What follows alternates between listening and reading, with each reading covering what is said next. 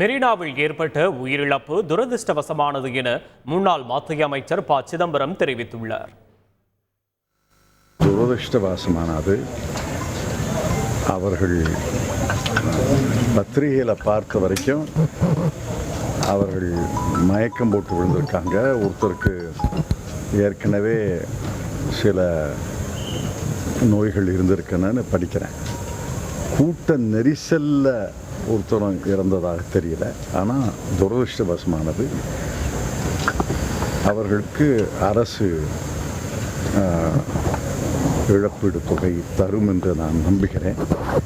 துரதிருஷ்டவசமானது. ஆனால் நம்முடைய வான்வெளி சாகசம் அந்த விமானப்படை செய்தது பாராட்டத்துக்குரியது. 15 லட்சம் பேர் அதை கண்டு கழித்திருக்கிறார்கள். இந்த சம்பவம் துரதிருஷ்டவசமானது. செய்திகளை உடனுக்குடன் தெரிந்து கொள்ள உடனே சப்ஸ்கிரைப் பண்ணுங்க.